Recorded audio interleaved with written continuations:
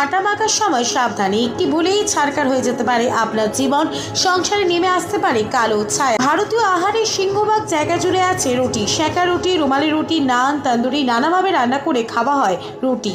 রুটিতে পর্যাপ্ত মাত্রায় ফাইবার ও প্রোটিন রয়েছে, যা পেট ভরা রাখে অনেকক্ষণ। এছাড়াও রুটিতে সোডিয়াম রয়েছে, যা শরীরের জন্য খুবই উপকারী। তবে আটা ময়দা মাখার সময় এই ভুলগুলি করলে ক্ষতির মুখে পড়তে হবে সংসারকে, যা দাম্পত্য জীবনেও অশুভ প্রভাব ফেলবে। বাস্তুমতে আটা মেখে ফ্রিজে রেখে দিলে সেই বাসি আটা থেকেই সংসারে নেমে আসতে পারে অনটন। তাই বেশি করে আটা মেখে ফ্রিজে রাখতে নেই। লেচি তৈরি করার পর তার গায়ে অবশ্যই আঙুলের ছাপ দিতে হয়। রুটি তৈরির সময় আটার লেচিতে আঙুলের ছাপ না রাখলে পিতৃদোষ দেখা দিতে পারে।